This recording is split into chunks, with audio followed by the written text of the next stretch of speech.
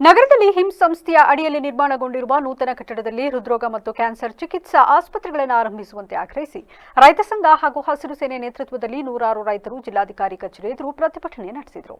ನಗರದ ಹೇಮಾವತಿ ಪ್ರತಿಮೆ ಬಳಿ ಸಂಘಟಿತರಾದ ನೂರಾರು ರೈತರು ಹಾಗೂ ಮುಖಂಡರು ಹಸಿರು ಮೆರವಣಿಗೆಯಲ್ಲಿ ಬಾವುಟ ಹಿಡಿದು ಘೋಷಣೆಗಳನ್ನು ಕೂಗುತ್ತಾ ಎನ್ನಾವೃತ್ತದ ಮೂಲಕ ಸಾಗಿ ಜಿಲ್ಲಾಧಿಕಾರಿ ಕಚೇರಿ ಎದುರು ಕೆಲಕಾಲ ಧರಣಿ ಕುಳಿತು ಸರ್ಕಾರ ಶೀಘ್ರ ಹೃದ್ರೋಗ ಹಾಗೂ ಕ್ಯಾನ್ಸರ್ ಆಸ್ಪತ್ರೆ ತೆರೆಯುವಂತೆ ಹಕ್ಕೊತ್ತಾಯ ಮಾಡಿದರು.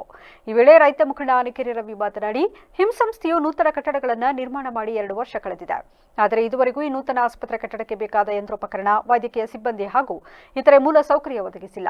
ಜಿಲ್ಲೆಯಲ್ಲಿ ಪ್ರತಿದಿನ ಹೃದಯಾಘಾತಕ್ಕೆ ಜನರು ಬಲಿಯಾಗುತ್ತಿದ್ದಾರೆ. ಹೃದ್ರೋಗ ಹಾಗೂ ಕ್ಯಾನ್ಸರ್ ಚಿಕಿತ್ಸಾ ಕೇಂದ್ರಗಳನ್ನು ಆರಂಭಿಸಿದರೆ ಕರ್ನಾಟಕ ರಾಜ್ಯ ರೈತ ಸಂಘ ಹಾಗೂ ಹಸಿರು ಸೇನೆ ನೆರೆಯ ಮಡಿಕೇರಿ, ಚಿಕ್ಕಮಗಳೂರು ಮತ್ತು ಇತರೆ ಜಿಲ್ಲೆಗಳಿಗೂ ಉಪಯೋಗವಾಗಲಿದೆ. ಆದ್ದರಿಂದ ಸರ್ಕಾರ ಕೂಡಲೇ ಆಸ್ಪತ್ರೆ ಪ್ರಾರಂಭಿಸಬೇಕು ಎಂದು ಆಗ್ರಹಿಸಿದರು.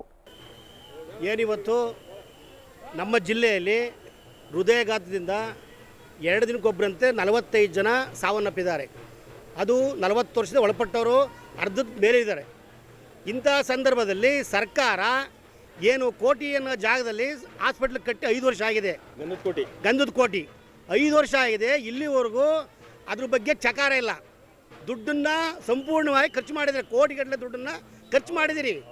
ಹಾಸ್ಪಿಟ್ಲ್ ಇನ್ನುವರೆಗೂ ತೆರೆದಿಲ್ಲ. ಅದನ್ನು ಕೂಡಲೇ ತೆರಿಬೇಕು. ಮತ್ತು ನಮ್ಮ ಜಿಲ್ಲೆಯಲ್ಲಿ ಅಳುಜೋಳ ಏನಿದೆ ಸಂಪೂರ್ಣವಾಗಿ ನಾಶ ಆಗಿದೆ. ಅದ್ರ ಬಗ್ಗೆ ಸರ್ಕಾರ ಚಕಾರ ಎತ್ತಾ ಇಲ್ಲ. ಜೋಳ, ಕಾಫಿ, ತೆಂಗು, ಜೋಳ ಅಂತೂ ಸಂಪೂರ್ಣವಾಗಿ ನಾಶ ಆಗಿದೆ. ಜಿಲ್ಲೆಯಲ್ಲಿ 80% ನಾಶ ಆಗಿದೆ. ಅದ್ರ ಬಗ್ಗೆ ಅಧಿಕಾರಿಗಳು ಭೂಮಿಗೆ ಬಂದು ಏನು ಚೆಕ್ ಮಾಡಿಲ್ಲ, ಪರಿಶೀಲನೆ ಮಾಡಿಲ್ಲ. ಕೂಡಲೇ ರಾಜ್ಯ ಸರ್ಕಾರ ಪರಿಶೀಲನೆ ಮಾಡಿಸಿ ಕೂಡಲೇ ಆ ಜೋಳಕ್ಕೆ ಪರಿಹಾರವನ್ನು ಕೊಡಬೇಕು ಅಂತ ನಾವು ರಾಜ್ಯ ಸರ್ಕಾರವನ್ನು ಪ್ರತಿಭಟನೆಯಲ್ಲಿ ರೈತ ಮುಖಂಡ ಬಾಬು, ಮೊಹಮ್ಮದ್ ಸಾದಿಕ್, ನಾಗೇಶ್, ದಾಸೇಗೌಡ, ರಮೇಶ್, ಜಯಮ್ಮ, ಕೋಮಲ, ಪವಿತ್ರ, ಮಹೇಶ್, ಪರಮೇಶ್ ಸೇರಿದಂತೆ ಇತರರು ಭಾಗವಹಿಸಿದರು.